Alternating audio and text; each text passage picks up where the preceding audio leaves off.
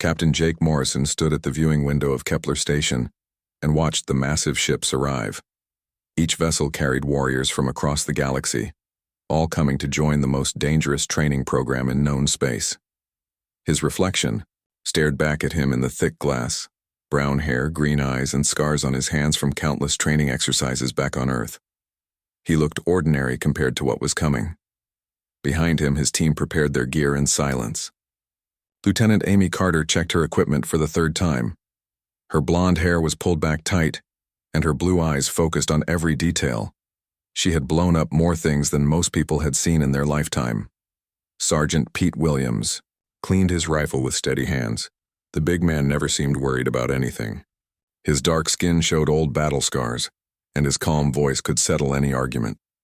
Lisa Brooks sat cross-legged on her bunk, cleaning her sniper rifle piece by piece. Her red hair caught the station lights as she worked. She could hit targets that others could not even see. Tony Garcia organized his medical supplies with the care of someone who had saved many lives. His gentle manner hid the fact that he could fight as well as heal. Ryan Murphy tested communication devices, making sure every frequency worked perfectly.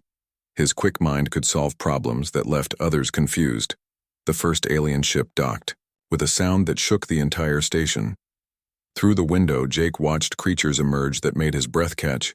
The Draknari warriors stood 8 feet tall, their green scales gleaming under the station lights. Natural armor plates covered their bodies like living metal. Their yellow eyes held the cold intelligence of born predators. These reptilian beings had conquered 12 star systems through pure military might. Commander Zethkar led his warriors with the confidence of someone who had never lost a battle. His scarred hide told stories of 100 fights. When he saw the humans gathered in the docking bay, his lipless mouth curved into what might have been a smile. His voice carried clearly across the space. "So these are the famous humans we have heard so little about," Zethkar said to his warriors in their hissing language. The universal translator made his words clear to everyone. "Look how small they are. Look how soft their skin appears. I wonder if they will last even one day in real training." His warriors made sounds that the translator marked as laughter. Jake felt his team tense behind him, but he kept his voice level when he spoke. "We are here to learn and to prove ourselves worthy," Jake said simply. His words carried across the docking bay in the sudden quiet. Zethkar's head tilted, studying Jake like a predator examining prey. "Prove yourselves. Little human, this is not your world of soft rain and gentle breezes. This is where warriors are made, where the weak die and the strong survive. Your people should have sent soldiers, not children." Before Jake could respond, the second ship arrived. The docking process made no sound at all, which somehow seemed more frightening than the noise the Draknari ship had made. The airlock opened, and creatures that moved like living nightmares flowed out. The hive-mind warriors looked like insects grown to human size. Their black shells reflected light like dark mirrors. 4 arms ended in hands that could grip or slice, with equal ease. Their multifaceted eyes saw everything at once. They moved together with perfect coordination, as if they shared one mind across many bodies.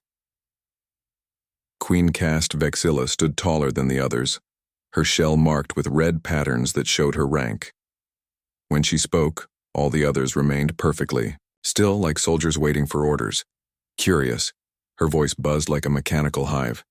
The database indicated that human homeworld classification was restricted. Why would Garden World dwellers attempt warrior training? This seems inefficient. Amy Carter stepped forward before Jake could stop her. "Maybe you should worry about your own training instead of ours," she said with a grin that did not reach her eyes. The hive-mind warriors all turned to look at her at exactly the same moment. The movement was so perfectly synchronized that several humans took a step back. Queen Caste Vexilla's head tilted in a way that suggested confusion. Emotional response detected. Irrational confidence observed. "This requires further study," she buzzed to her warriors. The third ship arrived in complete silence. Jake had not even noticed it approaching until the airlock was opening. The ethereal collective representatives seemed to float rather than walk. Their pale, almost translucent bodies glowed with soft light. They wore flowing robes that moved without any wind. Their large eyes held ancient wisdom and gentle sadness. High Sage Lumara approached with graceful steps that made no sound. Her voice was soft and musical when she spoke. "Peace be with you, young warriors. I hope you understand the great responsibility that comes with the training you seek. Combat skills should be learned only to protect those who cannot protect themselves. I pray that your hearts remain pure even as your skills grow sharp." Lisa. Brooks looked up from her rifle and met the ethereal's glowing eyes. "We know why we are here," she said quietly. "We know what we are fighting for." High Sage Lumara studied her for a long moment. "Yes? I believe you do. That gives me hope for your species." More ships arrived throughout the day. Warriors from a dozen species filled the station. Some walked on legs, others floated, and a few moved in ways that hurt to watch. Each group looked at the humans with curiosity, amusement, or barely hidden contempt. Instructor Crystal appeared without warning, as the crystalline beings always did. Her body looked like living diamond, catching and reflecting light in patterns that made it hard to look directly at her. When she spoke, her voice sounded like wind chimes in a storm. "Warriors, you have come from across the galaxy to join the Apex Warrior program. You should know that 40% of those who begin this training do not survive to complete it. Those who do survive are changed forever. They become something more than they were, or they become nothing at all." She paused, letting her words sink in. "The trials will test every aspect of your being. Your strength, your speed, your intelligence, your will to survive. Some of you believe your natural advantages will carry you through. Some of you believe your technology will save you. Some of you believe your spirits will sustain you. You are all wrong." Her crystalline form turned to look directly at each group. "Only those who can adapt, who can change, who can become more than their nature intended will survive what is coming. The galaxy is becoming a dangerous place. We need warriors who can face the impossible and find a way to win." Jake felt his team move closer together without conscious thought. They had faced impossible odds before. They had survived when others said they could not. They had learned to fight on a world that tried to kill them every day. Instructor Crystal's attention settled on the humans last. "Tomorrow the trials begin. Rest well tonight. Some of you will not see another sunset." The alien warriors dispersed to their quarters, talking among themselves about the challenges ahead. The humans remained together, as they always did. "Well," Amy said with her usual grin, "this should be fun." Pete Williams chuckled, a sound like distant thunder. "Just another day at the office." Jake looked at his team and felt pride swell in his chest. They were ordinary humans from an ordinary world. They had no natural armor, no enhanced senses, no special powers. They had only their training, their determination, and their refusal. To give up when things got hard, it would have to be enough. The first trial began before dawn. Jake Morrison woke to alarms blaring through the station. Emergency lights flashed red in the corridors as he and his team rushed to the designated assembly point. Around them, alien warriors moved with various levels of panic and confusion. The Draknari warriors seemed annoyed but not worried. Their natural armor clinked as they walked with heavy steps. Commander Zethkar showed no emotion at all, as if surprise attacks were normal for his people. The hive mind representatives moved as one unit, their insect legs clicking on the metal floor. They seemed to know exactly where they were going without needing to check directions. Queen Castvexilla led them in perfect formation. The ethereal collective members floated calmly through the chaos, their robes flowing around them. "Hi," Sage Lumara looked sad, as if she already knew what was coming. Instructor Crystal stood in the center of the training bay when they arrived. Her crystalline body caught the flashing emergency lights and threw rainbow patterns on the walls. Around her, the floor had opened to reveal a massive obstacle course that stretched into darkness. "Your first trial begins now." Her voice rang out clear and sharp. "Individual endurance and adaptation. You will navigate this course alone. There are no rules except survival. There is no time limit except your own limits. Those who cannot complete the course will be removed from the program." She gestured toward the course with one arm that looked like living diamond. "Begin." The alien warriors rushed forward immediately. The Draknari used their natural strength to power through obstacles that would stop smaller beings. Zethkar grabbed a metal beam that blocked his path and bent it aside with his bare hands. His warriors followed, tearing through barriers like they were made of paper. The hive mind units spread out and attacked the course from multiple angles. They climbed walls with their sharp claws and dropped down from impossible heights. Their coordination let them solve puzzles in seconds that would take others minutes. The ethereals simply floated over most obstacles, their bodies becoming transparent to pass through solid walls. They moved like ghosts through the course, untouchable and serene. Jake watched the aliens disappear into the course, then looked at his team. Amy Carter was studying the obstacles with the eye of someone who understood how things broke. Pete Williams was checking his gear one more time. Lisa Brooks had found a high point and was scanning the course like she was planning sniper positions. "Same as always," Jake said quietly. "We adapt and overcome."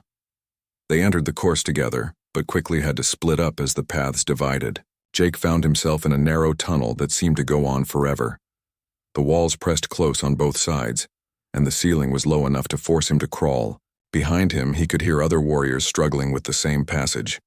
A Draknari warrior was stuck just a few meters back. His broad shoulders could not fit through a section that Jake had passed easily. The reptilian was hissing in frustration. As he tried to force his way through, Jake emerged from the tunnel into a chamber filled with swinging pendulums. Each one was a massive weight that could crush someone if they timed their movement wrong. He studied the pattern for a moment, then moved. Step, duck, roll, step again. The weights whistled past him, missing by inches. Behind him, he heard a wet sound and knew someone had not been fast enough. The next obstacle was a climbing wall that stretched up into darkness. Jake began to climb, his fingers finding holds in the rough surface. Halfway up, his arms began to burn with fatigue.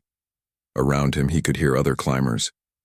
Some were moving fast and confident. Others were starting to struggle. A hive mind warrior passed him going up, its forearms making the climb look easy. It did not even look tired. Jake gritted his teeth and kept climbing. His shoulders screamed in pain, but he pushed through it. Pain was temporary. Failure was forever. At the top, he found Amy Carter waiting for him with a grin. Her clothes were torn and dirty, but her eyes were bright with excitement. "You should see what Lisa did with the laser maze," Amy said as they moved to the next section. She crawled through it like she was born in there. The laser maze was a room filled with beams of light that would trigger alarms if broken. Jake could see the paths between them, narrow spaces that required precise movement. Several alien warriors were stuck at the entrance trying to figure out the pattern. Lisa Brooks was already on the other side, moving like water through spaces that seemed too small for a human body. She reached the exit and turned to wave at them before disappearing into the next section. Jake and Amy followed, bending and twisting through the maze. It reminded Jake of training exercises back on Earth, where they had learned to move through enemy territory without being detected. The aliens around them were strong and fast, but they moved like they expected the course to accommodate them. Humans had learned long ago that the world did not care about their convenience. The course continued for hours. Each section tested something different: strength, speed, endurance, problem-solving, pain tolerance. Jake lost track of time as he pushed through challenge after challenge. In one section, he had to cross a pit filled with acid while swinging from chain to chain. His hands were raw and bleeding by the time he reached the other side. A Draknari warrior had tried to jump the entire pit and fallen short. The screaming had stopped quickly. In another section, he found Pete Williams helping a wounded ethereal reach a checkpoint. The big man was carrying the alien like a child, his face showing no strain despite the extra weight. "Could not just leave him there," Pete said when Jake asked. "He would have died." Tony Garcia appeared from a side passage, his medical bag open and half empty. He had been treating injured warriors throughout the course, human and alien alike. His gentle hands had probably saved a dozen lives already. "The hive mind units keep getting separated from their group," Tony explained as he bandaged a cut on Jake's arm. "When they are alone, they panic. I have treated 6 of them for shock." Ryan Murphy emerged from what looked like a communications puzzle. trailing wires and electronic components. His face was smudged with grease, but he was smiling. "Got the message through on the third try," he said. "The alien tech is different, but the principles are the same. Just had to think outside the box."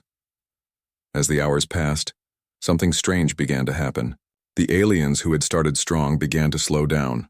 The Draknari warriors, so powerful at the beginning, were breathing hard and moving slowly. Their burst strength advantage meant nothing in a course designed for endurance. The hive mind units were struggling without their perfect coordination. When separated, they seemed lost and confused. Individual thinking was not something they were designed for. Even the ethereals were having problems. Their ability to phase through matter was useless against obstacles that required physical manipulation or problem solving. But the humans kept going. When their bodies screamed for rest, they pushed through. When the obstacles seemed impossible, they found new ways around them. When other warriors gave up, they helped each other forward. Jake reached what seemed like the final challenge as the station's day cycle was ending. He was exhausted, bleeding, and covered in sweat and dirt. Around him, warriors from across the galaxy sat or lay on the ground, too tired to continue. But Amy was there, and Pete, and Lisa, and Tony, and Ryan. They looked as tired as he felt, but they were still standing, still ready to face whatever came next. Instructor Krystal appeared as suddenly as always. Her crystalline form showed no emotion, but Jake thought he detected something like surprise in her voice. "Interesting," she said, looking at the humans. "Most interesting indeed." She gestured toward a final doorway. "The course is complete. Those who have reached this point may proceed to tomorrow's trials. Those who have not," she paused, "will not." Jake looked back at the course they had just survived. Dozens of alien warriors were still struggling with obstacles that the humans had passed hours ago. The most elite fighters in the galaxy were being beaten by 6 humans from a world they had never heard of. "Come on," he said to his team. "Let's get some rest. Tomorrow is going to be even harder." Amy grinned despite her exhaustion. "Bring it on." As they walked toward their quarters, Jake heard alien voices behind them. The words were in different languages, but the tone was the same. Confusion, respect, and maybe just a little bit of fear. The humans from the unknown world had not just survived the first trial, they had made it look easy. Tomorrow would bring new challenges. But tonight Jake allowed himself to feel proud of his team. They had proven something important today, even if they did not fully understand what it was yet. They were just getting started. 3 weeks into the training program, the alien instructors were confused. In the observation deck high above the training floors, they gathered to discuss something that should not have been possible. Instructor Krystal stood before a holographic display showing performance charts. Her crystalline form reflected the data streams as she spoke to the assembled alien officers. "The human performance metrics continue to exceed all projections," she said, her voice like wind through crystal. His initial assessments suggested they would be eliminated within the first week. Instead, they are ranking in the top tier of all categories. Commander Zethkar shifted uncomfortably in his specially built chair. His scales had lost some of their shine since the training began. "There must be an error in the data. These soft creatures cannot possibly outperform warriors bred for combat across generations." "The data is accurate," replied Science Officer Veltar, a being whose multiple eyes allowed him to see in 17 different spectrums. "I have verified it myself. The humans show no signs of genetic enhancement, cybernetic implants, or chemical assistance. They are, by all measurements, completely natural." Queen Cast Vexilla's compound eyes focused on the display. Her hive mind had been studying the humans with growing interest. Pattern recognition suggests deception. No garden world species should possess such capabilities. Request access to human homeworld classification data. High Sage Lumara floated closer to the display, her ethereal form glowing with concern. "I have attempted to meditate on their nature, but I sense something unusual about their life force. It is like looking at a fire that burns too bright." Instructor Krystal's form shifted, light refracting through her body in new patterns. Perhaps it is time we examined their origins more closely. She activated her access codes and began searching through the Galactic database. The file she found made her pause for a long moment before speaking. Classification: Sol 3, locally designated Earth. Preliminary survey marked as. Her voice trailed off as she read further. What does it say? Zethkar demanded. Class story tuned. Death World, Krystal said quietly. Environmental hazard rating: Extreme. Recommended contact protocol: Remote observation only. Warning: This planet is considered unsuitable for life by galactic standards. The silence in the observation deck was complete. Even the constant hum of the station's systems seemed to fade away. Veltar's multiple eyes all focused on the display at once. That cannot be correct. Death worlds do not produce sapient life. The environmental pressures are too severe. Read the atmospheric composition, Krystal continued. Oxygen percentage, 21%. Nitrogen, 78%. The deduced atmospheric pressure alone would crush most known species. The gravity is listed as 1.7 times galactic standard. Commander Zethkar stood up suddenly, his chair scraping against the floor. You are telling me that those small, soft creatures live on a world that would kill most of us just by breathing the air? There is more, Krystal said, her voice growing quieter with each revelation. Average temperature variation, -40 to +50 degrees Celsius. Seismic activity, constant. Weather patterns include rotating atmospheric disturbances with wind speeds exceeding 200 kilometers per hour. Ocean coverage, 71%, with predator species ranging from microscopic to creatures over 30 meters in length. The holographic display shifted to show images from Earth's surface. Volcanoes erupting with planet-shaking force, storms that covered entire continents, earthquakes that split the ground open, animals that looked like they were designed by nightmares to hunt and kill. By the eternal hive, Queen Cast Vexilla buzzed in shock. How does anything survive on such a world? Not just survive, High Sage Lumara whispered. They thrived. They built cities. They developed technology. They reached for the stars from a world that should have killed them all. Down in the training bay, Jake Morrison was unaware of the discussion happening above. He was focused on the current exercise, a combat simulation that required fighting multiple opponents while protecting civilian targets. The scenario was designed to be impossible. The enemies outnumbered the defenders 3-1. The civilians were panicking and running in random directions. Equipment was failing at the worst possible moments. Most warriors who attempted this simulation focused on the primary objectives and accepted that some civilians would be lost. Jake did not accept that. Amy, I need that building cleared in 30 seconds, he called out while firing at enemies advancing from the east. Roger that, Amy Carter replied, already moving toward the structure where several enemy units had taken position. She had studied the building's construction during the briefing and knew exactly where to place her charges for maximum effect, with minimal risk to nearby civilians. The explosion brought down the entire enemy position while leaving the evacuation routes clear. 3 enemies eliminated, 0 civilian casualties. Pete, cover the western approach. Lisa, find me those snipers on the north tower, Jake continued, his voice calm despite the chaos around him.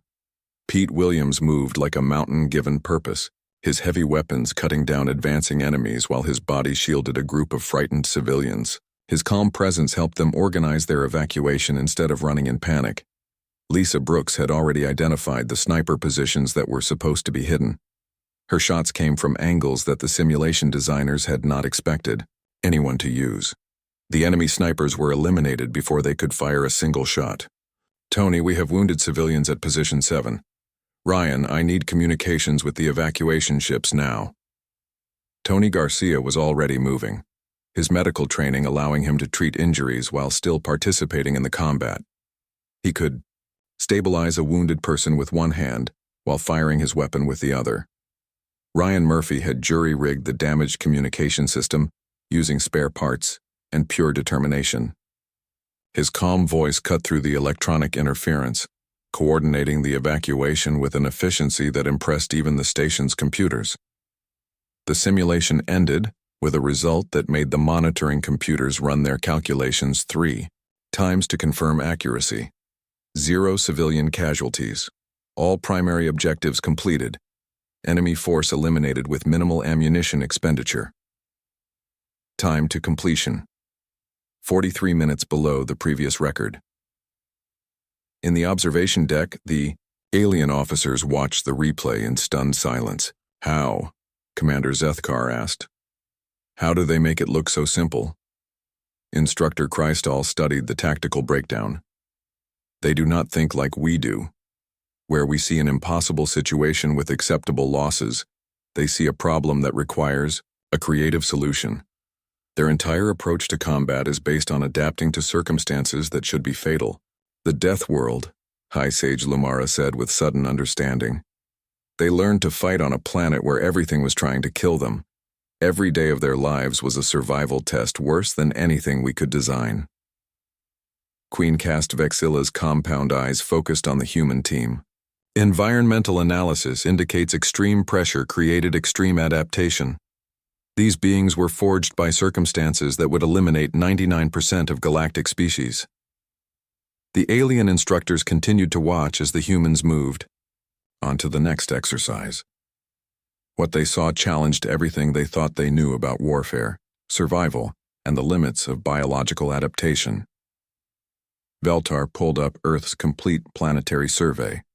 The images showed a world of incredible beauty and terrible danger. Massive storms that could swallow entire moons. Creatures that hunted with perfect efficiency. Geological activity that reshaped continents.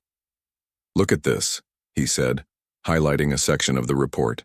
The survey team noted that the dominant species has survived multiple planetary extinction events. Ice ages, volcanic winters, asteroid impacts that destroyed most other life forms. They not only survived, they continued to develop and grow. Stronger.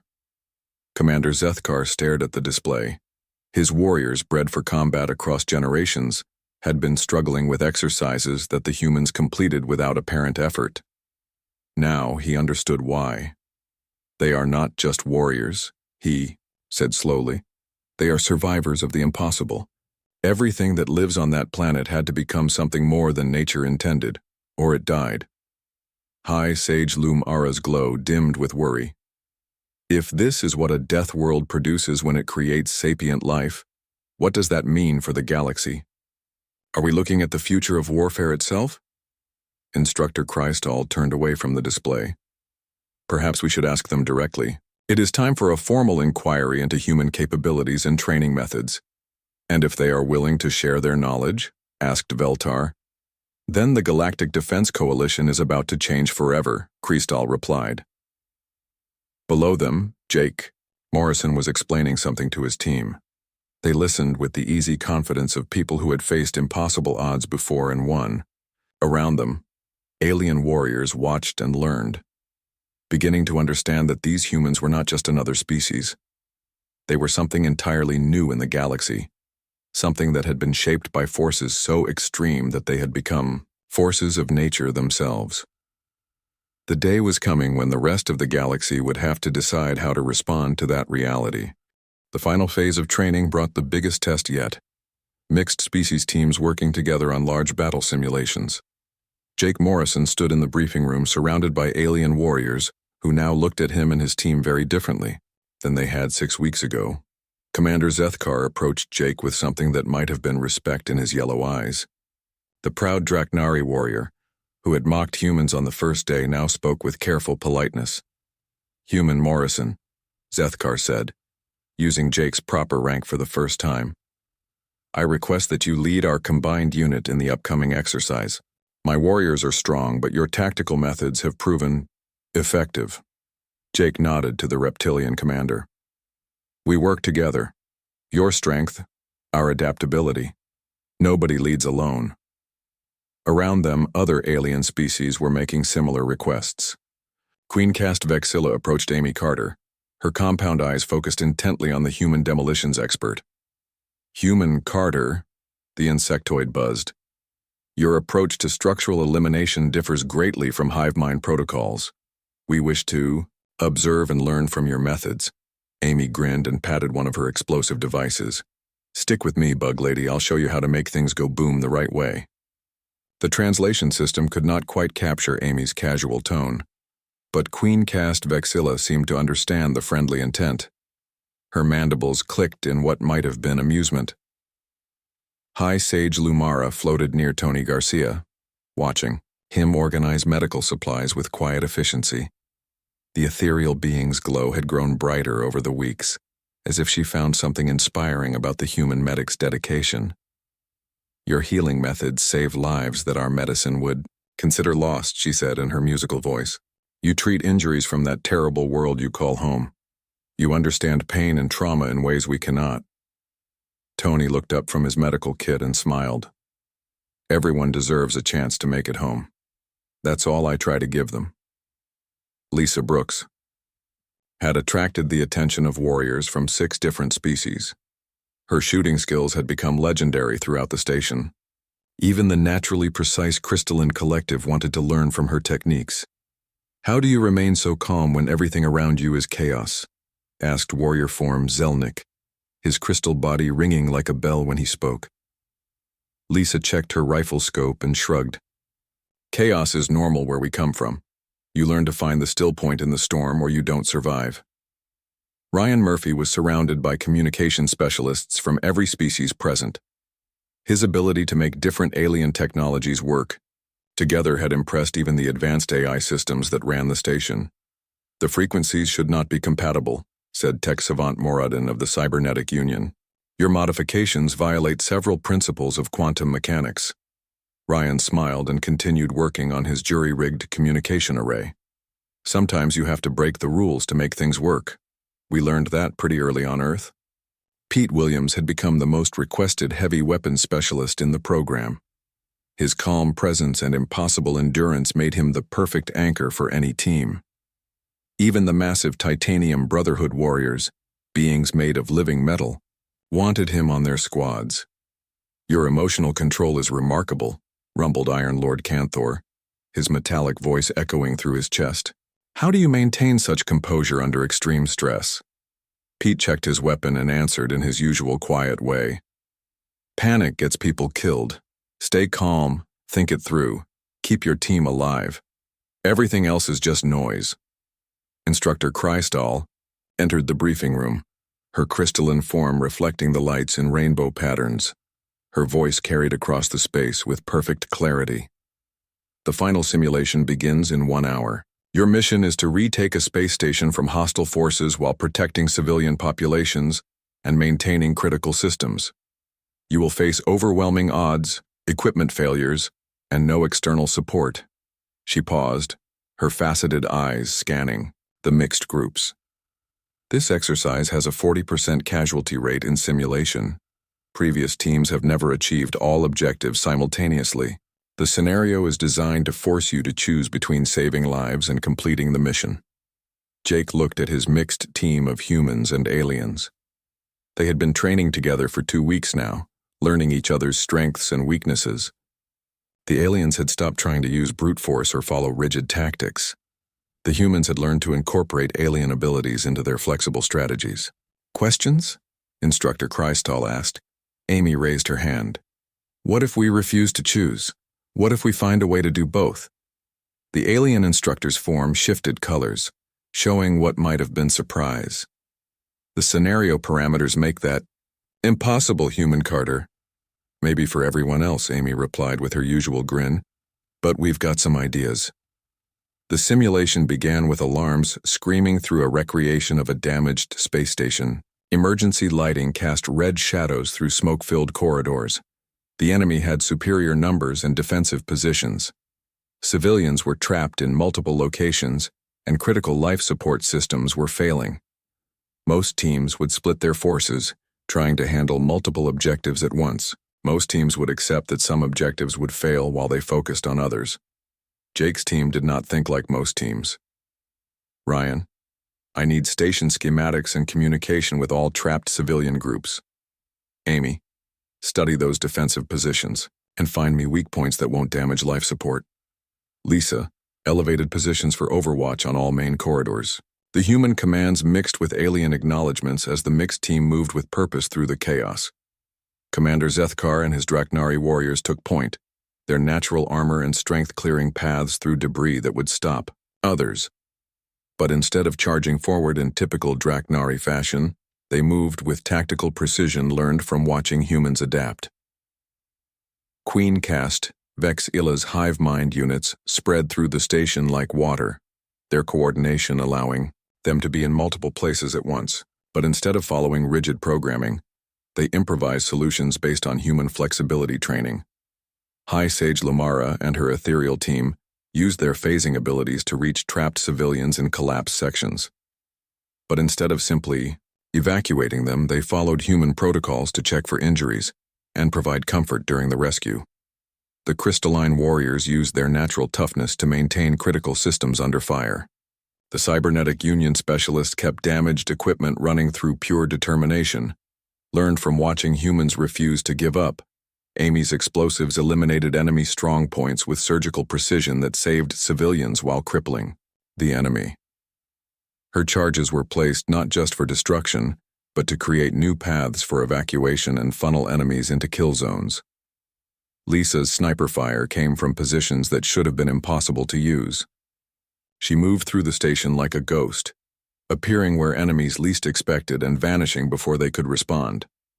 Pete's heavy weapons created safe corridors for civilian evacuation, while his calm voice over the communications kept panicking, aliens organized and moving. Tony treated wounded throughout the battle, both friendly forces and enemy soldiers who surrendered. His medical skills kept the team fighting at full efficiency, while his humanity reminded everyone what they were fighting for. Ryan's communication network tied everything together, coordinating between species that had never worked together before. His jury-rigged systems turned the station's damaged electronics into a weapon against the invaders.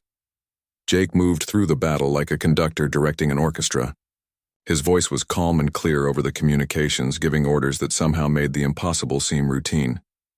Zethkar, breach that door in 30 seconds.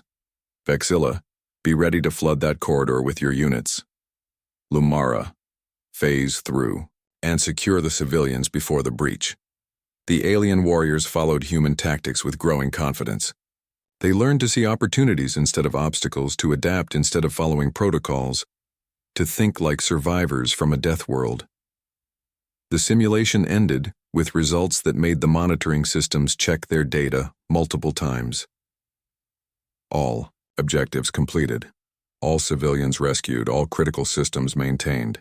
Enemy forces eliminated with minimal friendly casualties. 0 simulation deaths. In the observation deck, alien officers stared at displays showing impossible success rates. No team had ever achieved a perfect score in this simulation. The scenarios were designed to be unwinnable. How? Commander Veltar asked, his multiple eyes blinking in sequence. Instructor Krystal studied the tactical breakdown with growing amazement. They refused to accept the limitations of the scenario. Where we designed impossible choices, they found ways to eliminate the need to choose. The Death World training, High Sage Lumara said with sudden understanding. On their world, impossible. Situations are daily life. They learned to find solutions because giving up meant death. In the debriefing room, the mixed teams were celebrating together. Aliens and humans shared stories and compared techniques. The barriers between species had broken down completely. Jake looked around at warriors from across the galaxy working together like they had been teammates for years. Human adaptability had taught aliens to think beyond their natural limits. Alien abilities had given humans new tools to solve old problems. The graduation ceremony was supposed to be a simple awards presentation. Jake Morrison stood with his team in the main assembly hall, wearing their dress uniforms and expecting to receive certificates like any other graduating class. Instead, the hall was filled with high-ranking officials from across the galaxy. Fleet Admiral Toxran of the Galactic Defense Coalition sat in the front row, his ancient eyes studying the humans with intense interest. Behind him sat representatives from every major species in known space. Instructor Krystal stepped forward, her crystalline form catching the lights and throwing rainbow patterns across the walls. When she spoke, her voice carried to every corner of the massive hall. 8 weeks ago, these warriors came to us seeking training. We expected to teach them our methods, to shape them according to our understanding of combat and tactics. She paused, her faceted eyes reflecting the assembled audience. Instead, they have taught us that everything we thought we knew about warfare was incomplete. Jake felt his team shift slightly beside him. Amy Carter maintained her usual confident grin, but he could see the surprise in her eyes. Pete Williams stood rock-steady as always, but his calm expression showed curiosity about where this was heading. The human team achieved performance scores that exceed every record in this facility's history, Kristal continued. More importantly, they have demonstrated tactical approaches that challenge our fundamental assumptions about combat doctrine.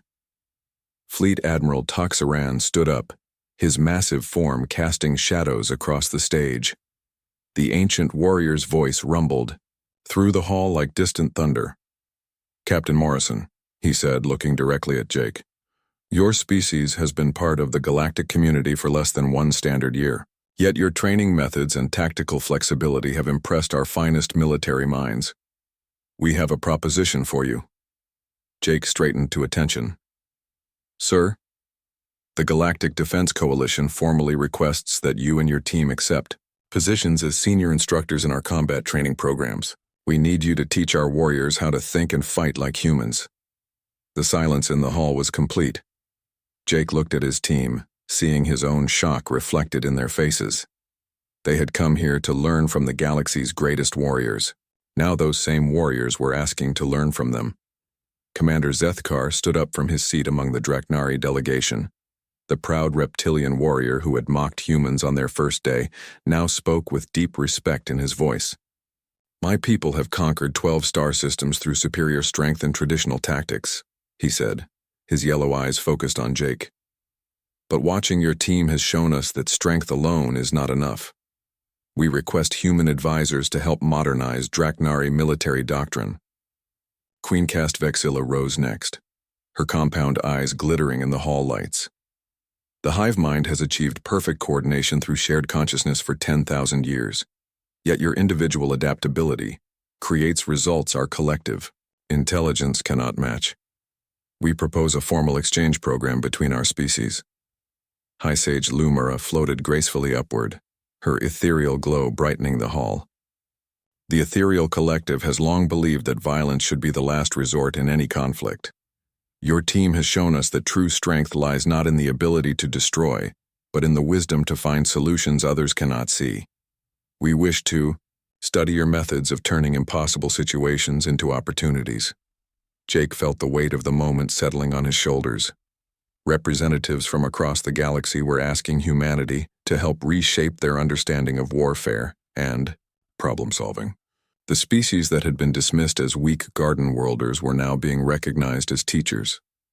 "There is more," Fleet Admiral Toxran continued. "Analysis of your homeworld classification has revealed information that changes our understanding of biological adaptation under extreme conditions. We propose establishing a joint research facility to study Deathworld survival techniques and their applications to military training." Amy stepped forward slightly, her usual grin replaced by a more serious expression. "Admiral, with respect, we're just soldiers doing our jobs. We're not some special breed of super warriors." "That," said Instructor Kristal, "is precisely what makes you remarkable. You treat the impossible as routine because your world taught you that impossible is simply another word for Tuesday." Lisa Brooks spoke up from her position in the formation. "What exactly are you asking us to do?" Fleet Admiral Toxran activated a holographic display that showed star charts and military facilities across the galaxy. "We want you to establish training centers based on human methods, to teach other species how to adapt and overcome instead of simply following established protocols, to share the lessons your Death World taught you." Pete Williams, who rarely spoke in formal situations, asked quietly, "And if we say no?" "Then you graduate with honors and return to your normal duties," the Admiral replied. "This is a request, not an order, but understand that your acceptance could change the face of galactic defense for generations to come." Tony Garcia looked thoughtful as he considered the implications. You're talking about changing military doctrine that's been in place for thousands of years. That's not something to take lightly. No, agreed High Sage Lumara.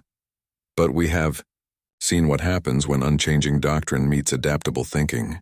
Your methods saved lives that our traditional approaches would have considered acceptable losses. Ryan Murphy had been quiet throughout the exchange, but now he spoke up. What about our people back home? Earth just joined the galactic community. We're still figuring out our place in all this. Fleet Admiral Toxran's ancient eyes showed understanding. Earth would become a central hub for this new training doctrine. Your people would be partners, not subordinates. The galaxy has underestimated humanity once. We will not make that mistake again. Jake looked at his team, reading the mixture of pride, uncertainty, and determination in their faces. They had come here as representatives of a small, unknown world. Now they were being asked to help reshape galactic civilization. We need time to discuss this, Jake said finally. Of course, the Admiral replied. Take all the time you need. The galaxy has waited this long to learn from Deathworlders. We can wait a little longer. As the ceremony continued with the presentation of awards and honors, Jake's mind was already racing ahead to the implications of what they were being offered. Around the hall, alien warriors who had once looked down on humans now watched them with respect and anticipation. After the formal ceremony ended, the human team gathered in their quarters for the last time. They sat in the comfortable silence of people who had faced impossible odds together and won. So, Amy said finally, think we should do it? Feels right, Pete said in his usual quiet way. We've got something to teach. Might as well share it. Lisa nodded slowly. Could help a lot of people. Save lives that might otherwise be lost. Tony was already thinking like a teacher. We'd need to be careful about how we present it. Can't just throw aliens into death world conditions and expect them to adapt. Ryan was considering the technical challenges. The communication systems alone would be a massive project, getting all these different species to work together effectively. Jake looked around at his team, these ordinary humans from an ordinary world who had somehow become extraordinary in the eyes of the galaxy. What do you think? Ready to become teachers? Amy's grin returned full force. Why not? Could be fun watching alien recruits try to keep up with human training methods. The decision was unanimous. The next morning, Jake Morrison stood once again at the viewing window of Kepler Station. But this time he was not watching ships arrive with warriors coming to learn from the galaxy's best. He was watching construction, ships beginning work on new training facilities designed around human methods. Below in the docking bay, the first group of alien instructor candidates was arriving. They came not as superior beings teaching inferior ones, but as students eager to learn from the Deathworlders who had changed everything. Amy joined him at the window, watching the activity below. Remember when we thought this was going to be hard? She asked with a laugh. Jake smiled, thinking about the journey that had brought them here. We're just getting started. The day Deathworlders surpassed all others in alien combat training had become the day the galaxy learned that survival on the most hostile world in known space had created the most adaptable warriors anyone had ever seen. And now those warriors were ready to teach the rest of the galaxy how to turn the impossible into just another day at the office. In the vast expanse of space beyond the station, new ships were already heading toward Earth, carrying the first groups of alien students who would learn what it meant to think like a human. The universe was about to become a much more interesting place.